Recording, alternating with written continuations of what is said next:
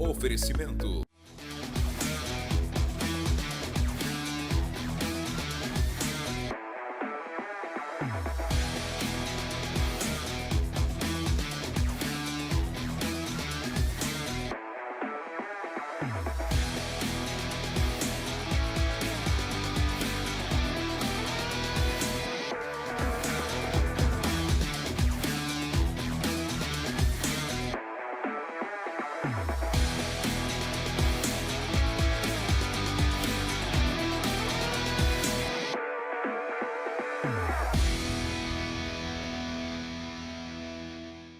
Sejam bem-vindos a mais um programa ANW Podcast aqui na TV Amazônia, canal 7.1, e você também que nos acompanha pelo YouTube. Hoje eu estou aqui, sozinho, o pastor Luciano ele está num compromisso institucional, eclesiástico, ele não pôde estar conosco hoje, mas nós vamos aqui seguir com o programa. Nós temos uma entrevistada incrível para tratar sobre temas incríveis e assim, daqui a pouco nós vamos colocar a vinheta de apresentação, mas desde já eu quero te incentivar, você que nos assiste pelo YouTube, inscreva-se no canal, ative o sininho de notificações para ficar por dentro de tudo que acontece aqui na TV Amazônia, canal 7.1, e também você que nos segue, aliás, nos assiste pela TV, manda mensagem aí nos seus grupos de WhatsApp, fala para os seus amigos, fala para sua família que está começando o NW Podcast. Não posso deixar de lembrar, na verdade não posso deixar de esquecer, de você também nos seguir nas nossas redes sociais, especialmente Instagram, @TV Amazônia, e aí você nos segue, também fica por dentro de tudo que está acontecendo aqui na TV Amazônia. Sem muitas mais delongas, solta a vinheta aí, editor. E a nossa convidada de hoje é a doutora Gabriela Fortes. Ela é neuropsicanalista, atua em serviço de saúde mental. Ela tem especialização em neuropsicologia, psicanálise e neuromodulação. Ela é doutora em ciências pela USP, mestre em ensino e saúde pela UEPA. E hoje ela estará aqui para falar de Setembro Amarelo, do cuidado com a mente e também com as nossas emoções. Vem assistir a NW de hoje que está incrível. Seja bem-vinda, doutora Gabriela Fortes.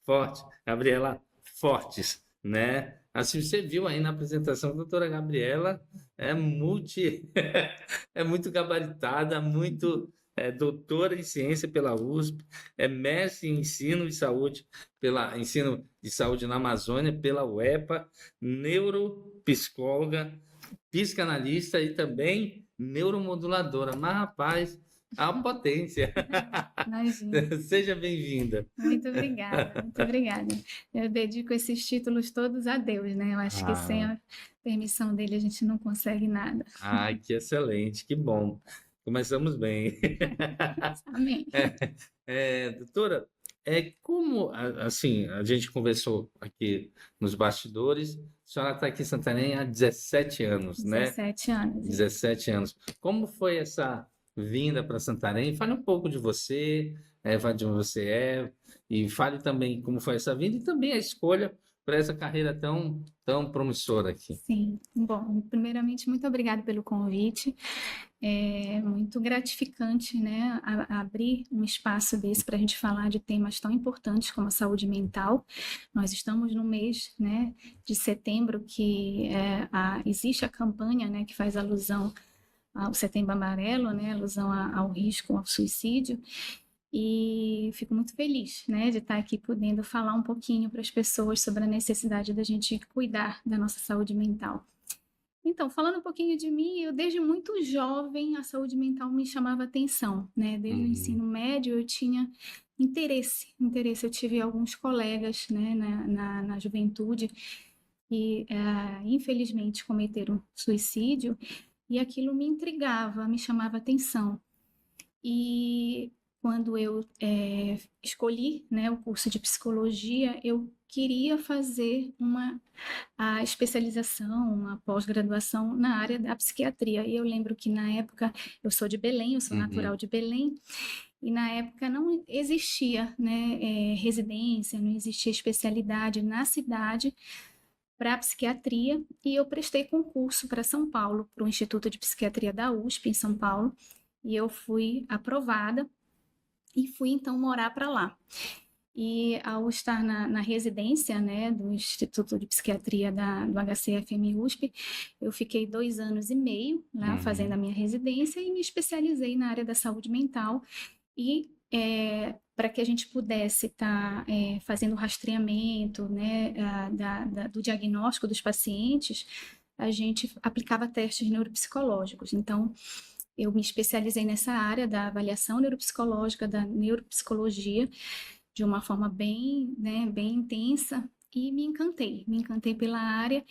E lá em São Paulo, eu reencontrei o meu marido, que eu já havia namorado, né, há alguns anos antes, em Salvador. Ele é baiano, Dr. Marcos Fortes, não sei se as pessoas sabem de quem se trata, ele é cirurgião aqui em Santarém.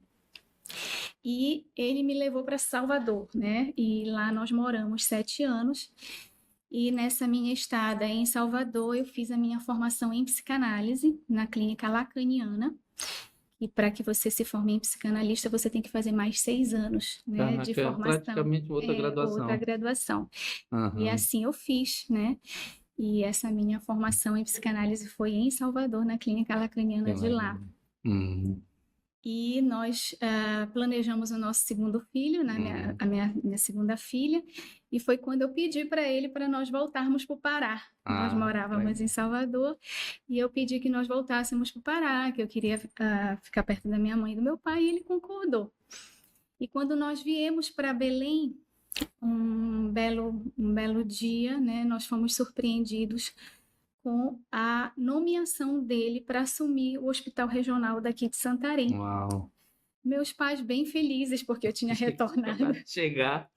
Eu com a minha filha recém-nascida, pequenininha, e ele teve que vir para Santarém. Ele veio na frente, passou 6 meses aqui na frente, eu ficava indo e vindo, porque a minha filha era pequena. E, enfim, eu acabei vindo depois, né? E ele assumiu o hospital, ele abriu o hospital regional. Hoje o hospital tem a certificação da oncologia, né? Sim. E ele é coordenador. Hoje ele tem a Oncológica do Brasil, que é uma clínica particular de oncologia. Eu atendo lá hoje, né? Estou inaugurando uma clínica nova, já sai quentinha. Já vai fazer daqui o mexendo aí, pô. Mas hoje eu estou atendendo lá. E aí nós viemos, e o percurso aqui foi... eu fiquei no hospital durante 16 anos, no Hospital Regional, como coordenadora do setor psicossocial. E lá eu implantei um serviço de visitações religiosas, né? Durante muito tempo esse serviço existia lá. E eu... agora, em fevereiro, pedi para sair, né, do Hospital Regional para investir um novo ciclo, para investir no meu consultório particular. Atendi também na prefeitura durante muitos anos, atendi no CAPS, atendi na Casa da Criança durante muitos anos, mas a minha clínica, né, como se diz, a clínica soberana na minha vida, ela também é. Né? Então, hoje eu atendo os meus pacientes, né, em clínica, né? Faço avaliações, faço acompanhamento psicanalítico e quando foi no ano passado, eu recebi um convite, né, para participar de uma pesquisa, né? Eu voltei para o IPQ há 4 anos atrás para fazer o meu doutorado, né? E hoje eu tenho a titulação de doutora em ciências pela USP, voltei para lá, fiz a minha titulação a minha defesa, né, da minha tese de doutorado. Nós estudamos pacientes caquéticos com câncer, e eu consegui detectar na minha pesquisa algumas citocinas inflamatórias que são responsáveis por alterações cognitivas e alterações de humor. E é interessante, antes de só continuar, eu acho que eu vou pegar o gancho, porque como você ficou... Porque 16 anos, né? E aí eu acho que a sua atuação certamente envolvia muitas pessoas com sim, quem recebiam o quadro de câncer ou de sim, algumas doenças. Assim, é muito complicado, né, para as sim, pessoas. sim, Assim, durante muito tempo, assim, nós já recebemos aqui a doutora Calista, ela já falou sobre isso, assim, sobre que, graças a Deus, tem, e aí considerando até Santarém mesmo, nós uhum, temos muito quadro de pessoas que venceram o câncer, sim, sim, que não há, eu não posso dizer o termo, mas é que ficaram curadas, sim, literalmente, né? Por causa do tratamento e tudo mais. Só que é um choque muito grande ainda sim. para as pessoas, né, A hoje. gente não pode associar de forma alguma uma Uhum, doença crônica, né, uhum, a um quadro de depressão, por exemplo. uhum, Mas a gente considera o contexto, né, como por exemplo uma uhum, doença crônica, uma perda de um ente querido, a gente considera o contexto um fator de risco, onde a gente deve ficar de olho, né? A gente está falando uhum. aqui de saúde mental, Sim. né? E o contexto, de uma forma geral, ele pode sim alterar o humor, né, a ponto da pessoa precisar de uma intervenção técnica, né? Ah, Então, tá. a doença crônica, ela pode desestabilizar sim o humor e a gente precisa ficar atento E dá o para o suporte risco, também, né? pode ser um risco, e dar o suporte necessário, porque com Uhum. estratégias e com suportes a gente consegue tirar a pessoa do quadro. Interessante, né? É, Eu perguntei, aí é interessante porque nem sabia da sua pesquisa, mas é porque eu pensei exatamente nisso. Eu acho que também foi uma oportunidade, uhum, né, de ver os quadros que foram surgindo nesses anos, sim. né, especialmente aqui no hospital regional. Aí termina a titulação, a senhora está falando sobre, você está falando sobre a questão da sua pesquisa.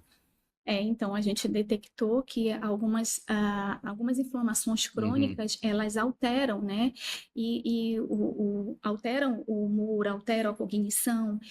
E o sistema nervoso central, ele reage a isso de uma forma diferenciada, né? E na pesquisa a gente detectou algumas citocinas inflamatórias importantes que ficam alteradas, né? uhum, Então a gente teve a oportunidade de fazer essa pesquisa aqui por conta do contexto, né, hospitalar, que uhum, os pacientes chegam aqui, aqui se faz muitas intervenções ainda com raquianestesia e foi uhum, possível coletar o líquido cefalorraquidiano desses uhum, pacientes.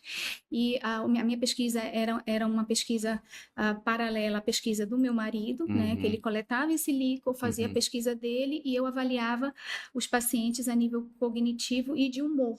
E eu pude identificar essas alterações associadas a essas alterações químicas desses pacientes. Nossa. Então, foi muito interessante. Até hoje eu recebo e-mails do mundo inteiro, né, me convidando para falar sobre o que foi detectado, Que incrível. porque a gente teve um número significativo de pacientes, onde a gente pôde visualizar essas alterações. Então, eu contei isso para falar do meu retorno para o IPQ, Exatamente. né, Aham. lá para o Instituto de Psiquiatria, que é onde tudo começou, onde eu fui, Uhum. né, investir na área da saúde mental, né? E aí eu pude estar defendendo essa tese, foi um sucesso muito grande nesse sentido, e aí a partir disso, né, eu criei um protocolo de depressão, também foi resultado da minha dissertação de mestrado, Uhum. onde também eu trabalhei com pacientes deprimidos. E aqui é um ponto também, eu gosto, assim, gente, é uma conversa, parece meio nerd hoje, mas não esquenta a cabeça, vai dar para. Mas é interessante que tem o contexto amazônico aqui, Sim, né? sim, isso. E eu acho isso uma. Tem peculiaridades. Tem sim, tem peculiaridade. Tem peculiaridades, Tem. né? Assim, a gente tem peculiaridades de logística, peculiaridade de ambiente, e aí certamente isso deve também ter peculiaridades relacionadas à saúde mental nessa sua pesquisa. Então, durante esses anos que eu fiquei como coordenadora Uhum, no hospital regional, muita coisa, né, giravam em torno dessas peculiaridades, né? A gente tinha que considerar a alta do paciente, por exemplo. Um exemplo bem simples, né? O médico ortopedista dava alta para o paciente na enfermaria e nós éramos acionados para conseguir o transporte desse paciente, por exemplo, para Almerim, uhum, né? E a alta era barrada pela assistente social. Porque Por não quê? tinha como. Porque não havia o transporte adequado para aquele paciente.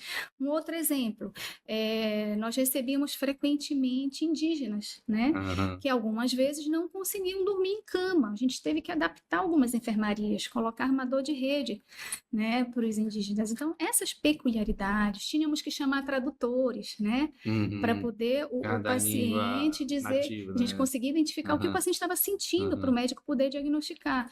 Então, elas devem ser consideradas, né, porque senão você não faz um tratamento adequado, né? Interessante, Da cara. mesma forma, por exemplo, na minha área, neuropsicologia, eu precisei adaptar, né, algumas questões de aplicação de testagem, porque a nomeação, né, dada a algumas questões Uhum. culturais são Sim. diferenciadas, né? Uhum. E da mesma forma, né, a gente vai se inserindo no É. contexto de forma a dar mais qualidade de atendimento. Porque se você, por exemplo, num teste neuropsicológico, se eu simplesmente dou errado porque o paciente não respondeu o padrão que está ali, eu não estou considerando a cultura dele. Uhum. Muitas vezes ele está respondendo certo, mas não é o que está ali. Então, eu tenho que ter um olhar personalizado, individualizado para aquele Sim. atendimento. Que legal, que legal. Então, Santarém, na verdade, nesses anos tem sido esse desafio profissional, mas assim, Sim, eu acho que vocês gostaram aqui, né? sim, sim, com Mesmo certeza. ficando longe de Belém, Com certeza. E é perto, né? não, assim, É, é perto longe. é verdade. É perto longe, mas as maravilhas daqui são, Incríveis, né, né? estimuladoras. Aí vocês têm Civil, quantos filhos? Você tem nós temos três. 3 filhos? Temos Ah, três filhos, então. Eu tenho um enteado, né, que Uhum, também veio morar para cá, se uhum, apaixonou pela cidade. E agora ele não está aqui, mas ele ficou uhum, muitos anos aqui com a gente. E os três filhos, dois já uhum, estão em São Paulo, estão estudando medicina também, mas pretendem voltar. uhum. E o mais novo está aqui com a Ai, gente. que excelente, que história fantástica de porquê. E vamos logo, né? Assim, já que o tema é saúde mental, Sim. por que saúde mental hoje? E quais são, assim, eu estava falando com a doutora lá fora, que isso é comum, né? Especialmente pós-pandemia, trouxe, né, uma importância muito maior, Uhum. né? Eu creio que tem pesquisas, e aí eu falo um pouco do contexto do servidor público, especialmente, né?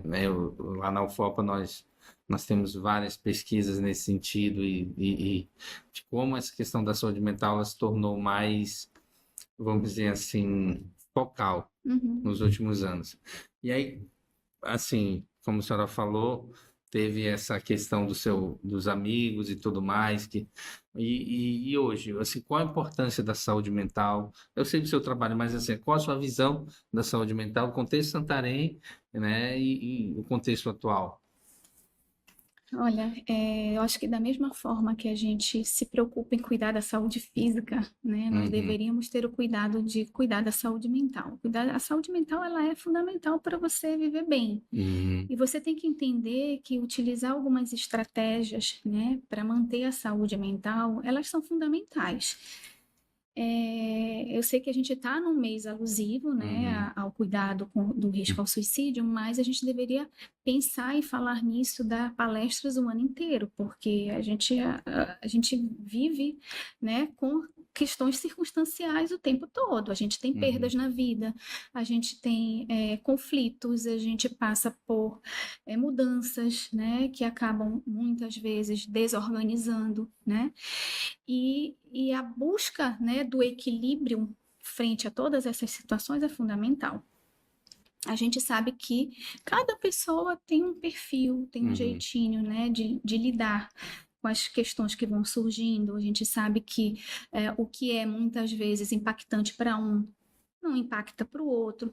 Isso por conta da história de vida de cada uhum. um, né? Como que ela foi ensinada, né, a ser reacional ou não ser.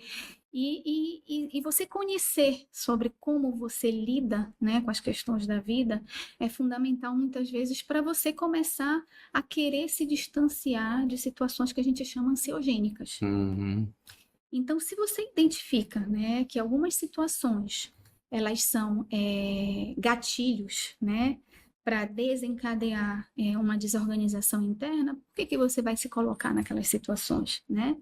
Então, essa consciência, né, que as pessoas têm que entender que é importante você buscar, e a gente busca isso com terapia, né? O problema são os tabus, né, que existem em torno do tratamento da saúde mental. Existem vários tabus, né? As pessoas acham que procurar ajuda é fraqueza, e não é, né? Você procurar ajuda é preventivo, né? A gente tem algumas ações preventivas que podem te ajudar a se manter equilibrado, né? Terapia é um fator preventivo, atividade física é outro, né?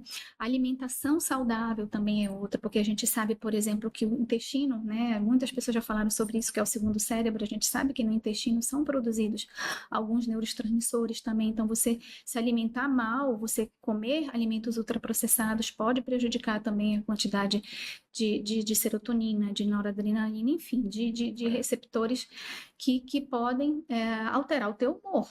Mano, ficar sem carboidrato. Né? Tadinho, ele falou que tá sem comer, é verdade. Ficar sem carboidrato é duro. Tira a felicidade. É duro, mas aí você usa estratégias, né? A atividade física, por exemplo, vem para ajudar. Eu acho interessante a gente estar falando sobre isso, porque a gente vai entrar num ponto aqui, é um ponto pessoal, né? Eu estava falando para ela sobre que, juntamente lá, o Dr. Glauber, nosso parceiro, com o Núcleo Zenf, são nossos parceiros, eu estou retomando nessa perspectiva do cuidado do corpo e tudo mais, algumas taxas alteradas, algumas dores que começaram a aparecer aí. Então entre no nosso grupo, eu faço parte do grupo do Glauber. Exatamente. Eu sou corredora. Não, mas aí eu tô lá com o Glauber, né? Aí, exatamente, semana passada, nós fomos lá, gente, ela que é entrevistada, mas só para vocês entenderem. Aí eu fui lá com o Glauber e aí ele Adilson e tal. Só que aí depois ele foi olhar meu exame de sangue, aí ele disse, não, peraí, aí ele não come mais nada daquilo que eu te mandei. Eu cortar, eu falei, dureza. Meu Deus. E aí tem sido uma semana. É duro. Só que é engraçado que o corpo, ele fica mais, ele quer descansar. Enquanto que a atividade física ajuda, né? Sim. Na verdade, então, e aí eu tenho tido dificuldade esses dias.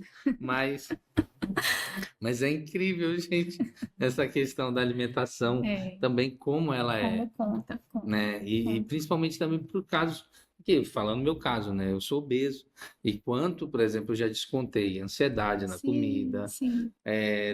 Já teve situações na minha vida e não é uma consulta, tá, gente? Ainda é entrevista, né? Mas já teve vezes que aconteceu uma situação e aí eu pensei, eu preciso de uma coca. Desse jeito. Sim. Então, ou seja, aqui, né? É muito aqui. Então, por isso a importância da saúde mental, buscar os gatilhos, né? Mas quando você toma, né, a coca, você come o doce, né, dá um alívio, sim, químico, né, orgânico, orgânico. Mas você pode enganar teu cérebro, né? Você pode utilizar algo que não faça tão mal, mas que de alguma forma o teu organismo se acalme, né? Tem os chocolates com 80% de cacau, que é doce, é um pouquinho doce, mas que vai dar uma aplacada na ansiedade um pouquinho. Mas é o que eu estou falando, tem que ter várias estratégias, né? A alimentação é uma delas, a atividade física é outra, a psicoterapia, essa busca pelo conhecimento, né? É muito importante você entender como você funciona, né? E essa questão também, eu vou pegar um caso prático, não posso dar nomes, evidentemente, mas eu conheço uma pessoa que falou assim, não, eu não vou procurar o psicoterapia porque eu não sou doido. Sim. É uma coisa que eu já ouvi pessoas falar. As pessoas falam, e esse tabu, ele atrapalha muito, né? Porque as pessoas deixam de se beneficiar, porque é um benefício para a tua vida, né? O autoconhecimento é fantástico. É algo que você vai buscar, vai alcançar e ninguém vai te tirar. É igual o conhecimento, né? O estudo, né? Ninguém te tira. É algo que você vai ter para a vida inteira. Nós já recebemos aqui no programa uma moça, ela é até blogueira de Santarém, não é blogueira, é influencer, desculpa. Sou da época, agora vocês têm minha idade, né? Blogueira, né? Mas uma influencer, é a Amanda Fidelis, não sei se você conhece ela. E aí essa semana ela fez um vídeo exatamente sobre isso. Ela disse, gente, se eu soubesse que terapia era tão Tão bom, bom, já tinha eu já começado tinha há mais começado há tempo. mais É tempo. bom, muito bom. Aí ela falou assim, aí eu tô lá, aí ela disse, tá vendo esse comportamento que você teve? Essa insegurança que ainda tem? Aí a mulher me conhece, eu tô me conhecendo. Aí ela defendendo, exatamente. Sim. E aí eu acho que isso é importante nós vermos pessoas, não só os profissionais, né? Mas pessoas do dia a dia, ou pessoas, vamos dizer assim, com todo respeito, comuns, porque a senhora é uma sumidade, né? Então, Imagina, a senhora falar, imagina, a gente vai ter que seguir, imagina. mas pessoas comuns falando da importância disso, Sim. da importância de quanto elas têm, isso tem feito diferença, né? Sim, Um faz. dos pontos até que a gente conversando com o pastor Luciano, ele sempre tem me apoiado nisso, ele tem até insistido, olha, beleza, tu vai na corrente da nutrição, do exercício, mas procura essa parte psicológica também, que isso Sim, vai é ajudar, importante, né? importante. Então, assim, é muito legal, é muito... E a gente vê coisas novas surgindo, né? Isso assim, eu acho que você viu aí que eu passei minha vida inteira estudando, né? Fiz Sim. a formação, a minha graduação, depois fui para as especializações, fiz o doutorado, o mestrado, o doutorado, e estava aqui tranquila, aqui em Santarém, atendendo meus pacientes, na coordenação do hospital, e de repente eu fui convidada para essa pesquisa, né? De novo, na USP, na psiquiatria da USP, e estou começando uma nova etapa com neuromodulação, que é uma nova técnica que ajuda a reorganizar a circuitaria cerebral. Ela vem para somar com a psicanálise, para somar com a neuropsicologia e ajudar mais rapidamente o cérebro a se reorganizar. E é importante lembrar, né, que essa Circuitaria cerebral. ela está relacionada exatamente com os neurônios e Sim. É uma técnica não invasiva, né? A gente dá, eu trabalho com TDCS, né? Que é a estimulação transcraniana por corrente contínua e com neurofeedback. Então, são duas técnicas. Um ensina o cérebro a funcionar de forma equilibrada e o outro reorganiza essa circuitaria que está desorganizada. São impulsos elétricos. Né? O nosso cérebro, as pessoas têm que lembrar que nós funcionamos com isso. Sim. Né? O nosso cérebro, ele é elétrico e ele é químico, né? Então, o que eu faço com a eletricidade? Eu estimulo a produção química organizada do cérebro. Que legal, olha. Isso. Homeostasia, né? O que a gente faz? A gente, ao longo prazo, a gente vai observando que muitos pacientes vão suspendendo, vão desmamando a medicação. Que legal. Então, a gente consegue, e é uma técnica que é utilizada fora do Brasil há muitos anos, né? Nós já temos no Brasil alguns grupos, né? Por exemplo, o grupo do Palmeiras, em São Paulo, faz estímulos elétricos para aumentar a performance dos jogadores. Às vezes vai ter um mundial algum dia. Isso. E a gente tem lá dentro, eles têm um grupo de neuromodulação, melhorando a performance desses jogadores. Louco, então, a neuromodulação ela não é só para patologias, só para... verdade, também para melhora da performance cognitiva. Isso, a performance cognitiva. Isso. E porque uma das... aí a gente entra... Desculpa, mas, por exemplo... vai além do sono, né? Vai além do descanso, vai além da questão química em si, né? Você falou de sono, né? Eu tenho pacientes que chegaram para mim que não dormiam há 3 anos direito, né? Um sono picado, um sono cortado. E a alteração do sono, ela é muito prejudicial para tudo. Muito, para tudo. Altera o humor, altera a cognição, altera teu comportamento. E você, quando a gente foca na melhora do sono, tudo começa a melhorar. O humor começa a estabilizar, a pessoa começa a voltar a ter memória adequada, a ter mais atenção, diminui a distratibilidade. Então, meu marido falou assim para mim, mas tu tá procurando sarna para te coçar. Tu já tem doutorado, já tem mestrado, é neuropsicóloga, psicanalista, agora é neuromoduladora. Eu disse, pois é, mas porque eu vi que funciona. Eu vi que é um negócio bom que eu posso oferecer para o meu paciente. Então, a gente vai em busca de técnicas novas, né, para melhorar, né, a qualidade de vida e melhora mesmo. A saúde mental das pessoas fica mais equilibradas, né? E a gente Eu vê acho que os essa é a relatos palavra, são né? fantásticos, Acho que a palavra é essa, o equilíbrio, a busca desse equilíbrio, né? Que todo mundo sim. quer. Queridos, a conversa está excelente, está maravilhosa. A gente vai fazer um pequeno break por causa para privilegiar os nossos parceiros aqui do programa, mas já voltamos para você que está aí na TV, para você que está no YouTube, você sabe, nós seguimos direto e é isso aí. Até daqui a pouco.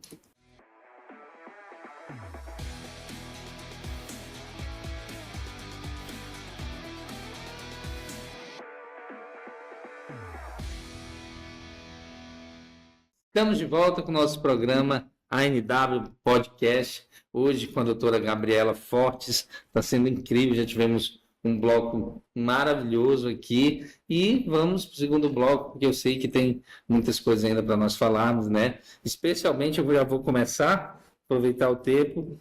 As pessoas têm falado muito, eu tenho escutado muito essa palavra, tanto no setor público, quando a gente vai falar sobre equipe, sobre gestão de pessoas, sobre saúde mental, no meio corporativo também, né? E também agora eu tenho estado muito na área de saúde mental, é a palavra autoconhecimento, né? A senhora já adiantou um pouco, você já falou um pouco sobre isso no primeiro bloco, mas em síntese, autoconhecimento é a pessoa entender o quê?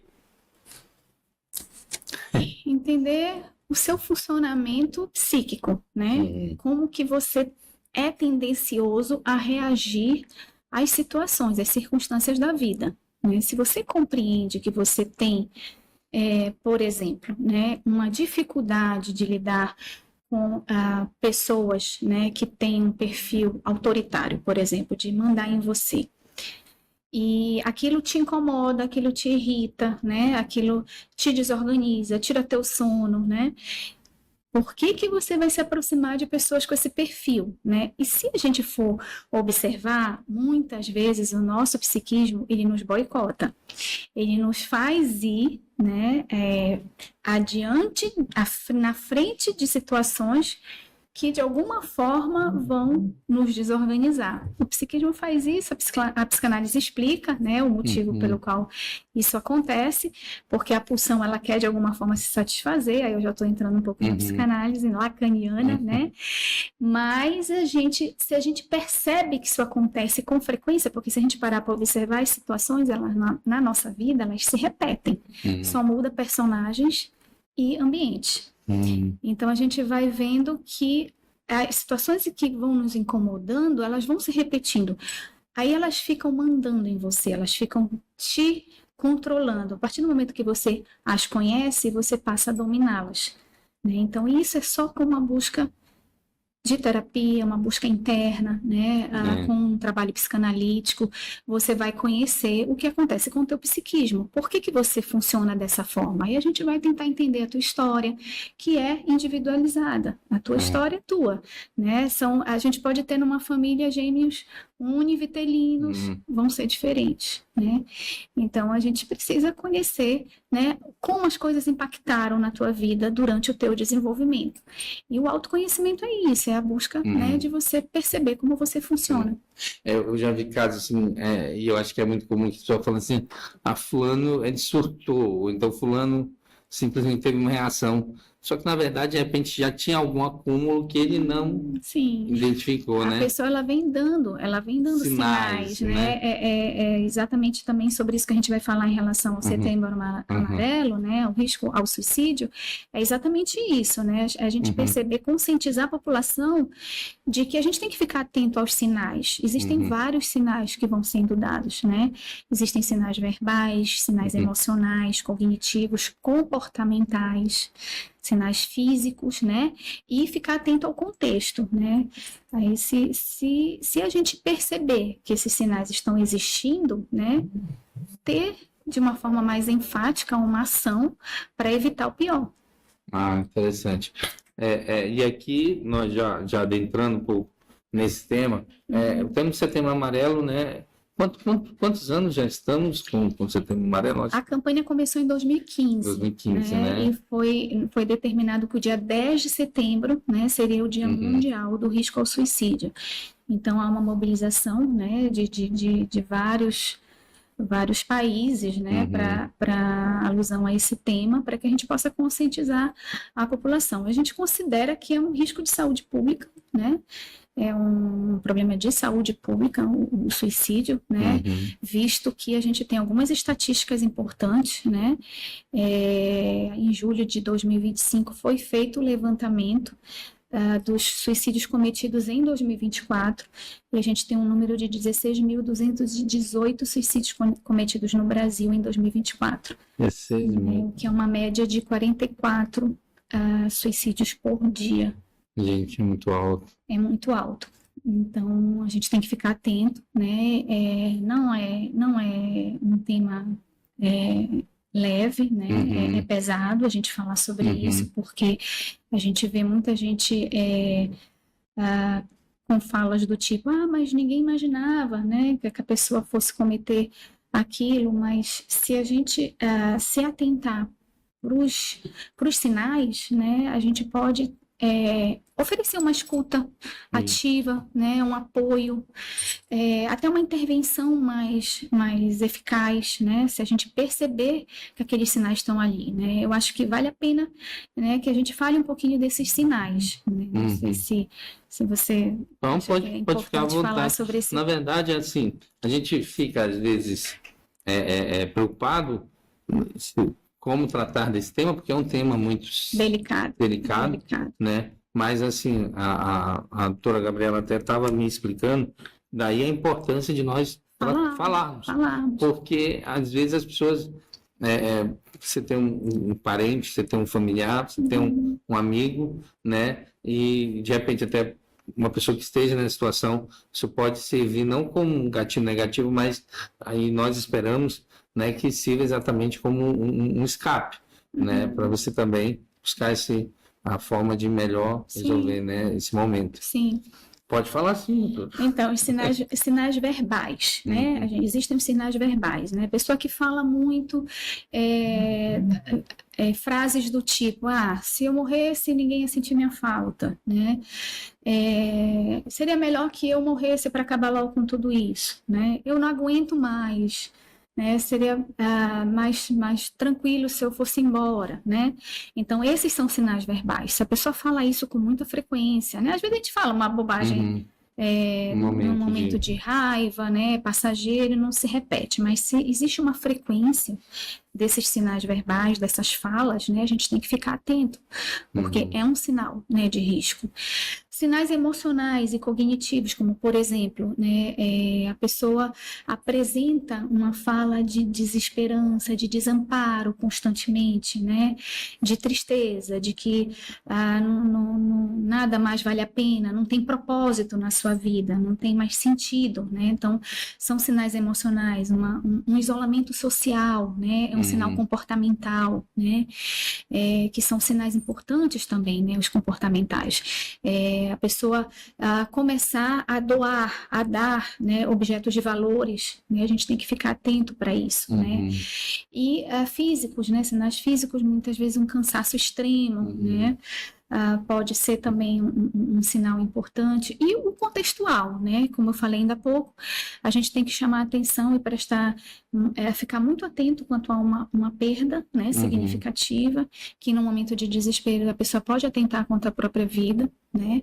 Uma doença crônica, né? A pessoa pode achar que não tem saída, não tem solução, e muitas vezes a gente sabe que a ciência, a medicina está evoluindo a cada ano, a gente vê novidades, né, nos tratamentos. Então, você se precipitar, né, em ter uma atitude de tirar a própria vida e logo em seguida aparecer, por exemplo, uma cura para aquela doença crônica, né, é muito triste, né? Então, lutar enquanto houver vida, a importância de se manter, né? Então, uma doença crônica muitas vezes pode mexer com o humor da pessoa a ponto dela, então é um sinal para a gente ficar atento, é um sinal contextual, né? E são esses, e a gente deve ficar observando o que de fato pode levar a pessoa, né, a cometer um ato, uma impulsividade, né, e tentar intervir, né, a tempo de não deixar que o pior aconteça. O poder público tem procurado atuar bastante, especialmente com a questão da CAPES, né, de campanhas. Eu acho que a própria campanha em si, né, eu vejo que nós temos uma rede de atuação, né, muito grande, que envolve desde, né, da saúde, Ministério Público, universidades, né. Agora a senhora falou que detectou-se esse número expressivo sobre pessoas que trabalham com segurança pública, né? Então, essa pesquisa, esse levantamento que foi feito, foi percebido um número muito alto de suicídios no grupo de segurança, de policiais, né? Nossa. Então, certamente entra a questão do contexto, né? Então, a gente sabe que existem contextos ansiogênicos, né? E a gente sabe que trabalhar com segurança, com polícia, né, é um contexto ansiogênico, como também, por exemplo, a área da saúde, né? A área da saúde a gente considera ansiogênica porque você lida o tempo todo com a tensão, né, entre a vida e a morte, a mesma coisa na polícia, né? Então, muitas vezes, né, na neuromodulação, a gente observa cérebros hipervigilantes, né? Quando a gente faz um mapeamento cerebral funcional, a gente vê que aquele cérebro, ele não desliga nunca, ele não descansa nunca. Então, a pessoa chega uma hora, né, que a pessoa, ela fica num grau de estafa, de tensão, que é muito patológico. Então, a gente precisa dar uma diminuída naquela hipervigilância, né? E aí, você falou de hipervigilância, eu lembrei aqui que nós somos uma sociedade extremamente estimulada hoje, né? Sim. Redes sociais, celular. Eu acho que até, nem foi entrar tanto na internet, eu acho que é o próprio celular, redes sociais, né? Sim. As pessoas não desligam, não descansam,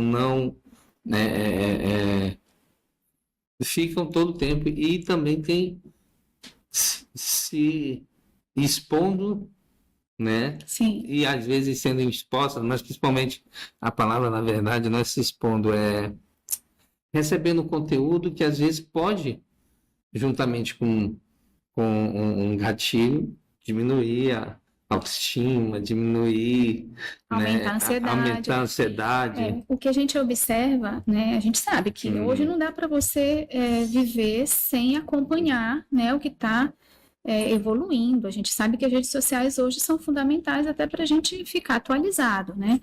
Mas tudo que é em excesso é prejudicial. Então, os extremos, né, são prejudiciais, ou de mais ou de menos. E a gente precisa tentar sempre encontrar o equilíbrio, né? A gente sabe que o excesso de telas, né, a gente já tem várias pesquisas científicas que falam a respeito disso, o excesso de telas perto de você dormir vai prejudicar o teu sono. Então, a gente fala de higiene do sono, né? Um pouquinho antes de dormir, você deixar 1 hora antes, você deixar as telas de lado, não pegar em celular, não ligar a televisão, né? Muitas vezes as pessoas não conseguem fazer isso e ficam com aquela hiperestimulação e o sono acaba ficando comprometido. E você tendo alteração do ritmo circadiano, que é a alteração do sono, vai alterar tudo, vai alterar teu humor, vai alterar a cognição. No outro dia você não vai estar produtivo do jeito que era para você estar. E isso a longo prazo é um prejuízo crônico muito complicado.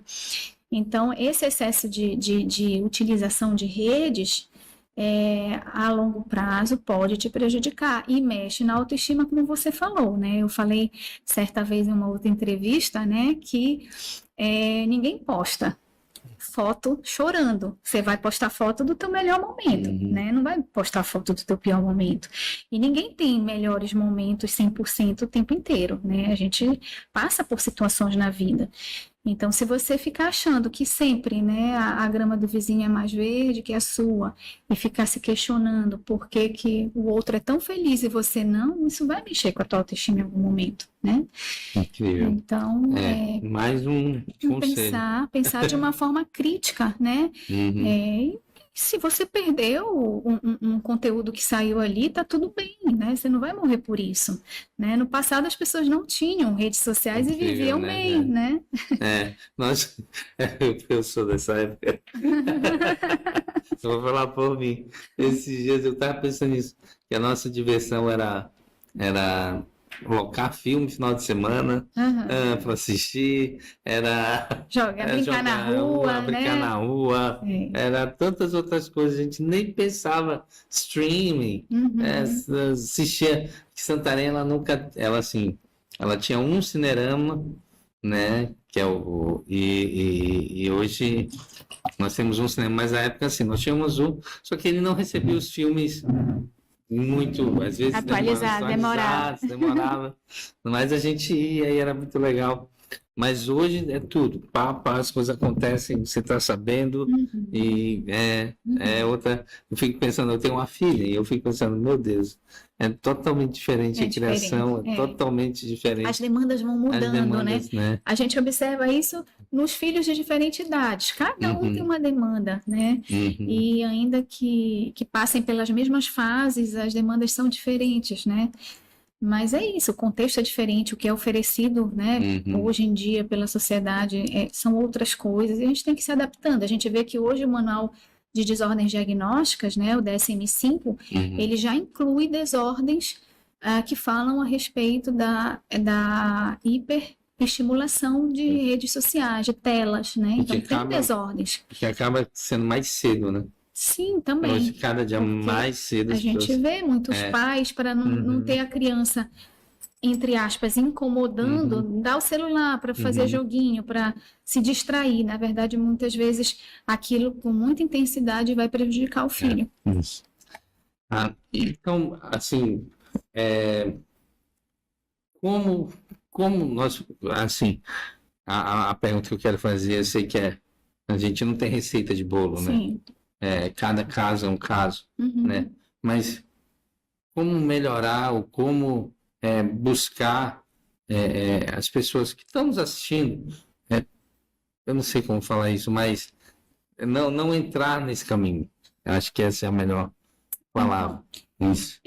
Primeiro, eu acho que eu falei isso algumas vezes em algumas entrevistas que eu dei nesse mês, mas primeiro as pessoas precisam ouvir que elas não estão sozinhas, né? Que tem profissionais para ajudá-las. Uhum.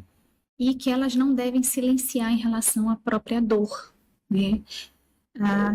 Ter dores, ter angústias, sofrer frustrações, né? Ter perdas, faz parte do caminhar do ser humano, né? Você não está sozinho em relação a isso, as pessoas passam por isso. As pessoas, elas se frustram ao longo da vida. E a pior das frustrações são com as nossas figuras amadas, com as nossas figuras queridas, né? E aí eu sei que nós estamos aqui entre cristãos, né? Se a gente for se voltar um pouquinho para a Bíblia, a gente vai ver que os maiores contextos bíblicos, né? Até de homicídios, são em núcleos familiares, né? Caim matando Abel, né? A família de Davi ali, enfim, a gente vê que as maiores frustrações que a gente enfrenta, né, são nos nossos núcleos familiares, né? A gente sofre muito porque a expectativa, né, amorosa é muito grande. E quando isso acontece, muitas pessoas tendem a se isolar, a se fechar, né? E eu diria que esse isolamento, esse não falar, esse silenciar é muito prejudicial. É o que pode levar ao acometimento, de fato, né, de um risco, de um suicídio, né? Então, chamar atenção para o fato de que você não deve silenciar, você deve conversar. E você que é da família, se você perceber, né, que a pessoa está tendo mudanças de comportamento, oferecer uma escuta, né, ativa, uma escuta qualificada, para que essa pessoa possa se sentir acolhida. Porque muitas vezes a pessoa se sente culpada, a pessoa se sente envergonhada, né? E é isso que faz a pessoa ter o impulso, né, de cometer. Porque o que a gente sabe é que a maioria das pessoas que cometem o suicídio, é estatística também, de 50% a 60%, são pessoas que têm depressão, diagnosticadas ou não.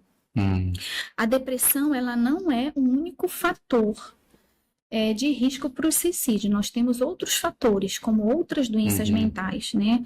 A psicose, o uso abusivo de álcool, de drogas, né? São fatores de risco, né? Para o acometimento do suicídio, né? A própria bipolaridade, onde a pessoa tem um pico de mania, ela pode, por impulso, né? Cometer o suicídio. Então, tem outros riscos, né, em torno das doenças mentais para o risco, não só a depressão.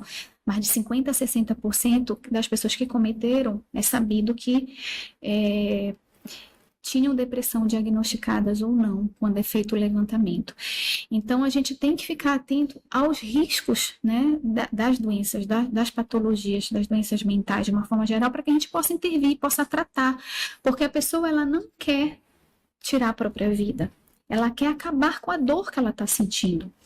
E a gente pode tirar essa dor com estratégias várias, terapêuticas, medicamentosas, né? E outras formas de estratégias como a atividade física. Enfim, a orientação em torno disso, ela precisa ser técnica para que a pessoa saia dessa dor. Ótimo. Nossa, muito esclarecedor. Obrigado, doutora. Queridos, a gente já está caminhando para o fim aqui do nosso programa, mas eu não sei como, novamente, é sensível o tema, mas a senhora pode dar uma mensagem para quem está assistindo a respeito da importância da saúde mental, do autoconhecimento, desse prisma, né, dos fatores de risco. Se a senhora quiser também deixar essa mensagem, mas desde já a gente quer agradecer demais a sua presença aqui. Nós temos tido o privilégio de receber pessoas como a senhora que tem conhecimento, tem experiência e que eu sei que contribuem demais para as pessoas que estão assistindo, né? Para o conhecimento, para a vida, e muito, muito obrigado, senhora, ter dado esse espaço para a gente. Eu que agradeço o convite, vou ficar à disposição, porque é de suma importância a gente conscientizar a população de que as coisas, né, são comuns, elas a pessoa não enfrenta aquilo sozinha, né? A gente precisa fazer grupos, né, para as pessoas trocarem experiência, isso é muito importante, isso acalma o coração, de você ver que você não está sozinho. Muito obrigado. A mensagem que eu posso deixar, né, como você pediu, é que você possa valorizar a sua saúde mental, né? Eu acho isso importantíssimo. Eu acho que a gente tem que saber que pedir ajuda, né, e ir em busca de um tratamento psicológico, psiquiátrico, não é sinal de fraqueza. Saiba que você não é fraco e que você falar da culpa que você sente, da angústia que você sente, vai te aliviar, né? A gente trabalha com o conceito de que falar é terapêutico, falar alivia. Não se feche, não se isole, porque isso vai te prejudicar. Você pode se livrar dessa dor que você está sentindo com profissionais que podem te ajudar e não cometendo um ato insano que vai acabar com a tua possibilidade de relacionamentos, com a tua possibilidade de vida, e a vida é tão linda, foi Deus que te deu. Aproveite isso, né? A gente não tem o direito de tirar algo que foi dado por um ser superior. Busque ajudas, porque a ciência, a medicina, ela evoluiu, né, com a permissão de Deus. Então, ela está aí para ajudar você. Busque, né, essa escuta, né? Tem o CVV, que é o Centro de Valorização da Vida, o número é 188, você pode ligar, pode ser ouvido nesse espaço. Tem o CAPES, né? Nós temos vários consultórios também particulares de profissionais que estudaram, se prepararam para te ajudar, para te acolher. Então, não se isole, não fique sozinho, porque você não está só. Você pode ser acolhido com amor, com carinho, e tente falar. E você que está perto dessas pessoas, né, ofereça a escuta e acolha as pessoas que você percebe que estão mudando de comportamento. A gente pode fazer muito pelo outro se a gente ficar atento. Nossa. É aí, pessoal. Mais uma vez, obrigado. E, queridos, sei que nos acompanharam nesse programa incrível, né? Se você está no YouTube, eu faço esse pedido, compartilhe esse link, né? Eu creio que essa entrevista ela pode realmente ser um diferencial na vida de várias pessoas, foram tratados assuntos muito importantes aqui, a respeito da saúde mental, a respeito do Setembro Amarelo, mas a respeito da vida, né, da importância da vida. Então é isso. Obrigado mais uma vez, você que nos acompanha também pelo canal, pela TV Amazônia, canal 7.1, e nos vemos novamente aqui no nosso programa ANW Podcast. Valeu.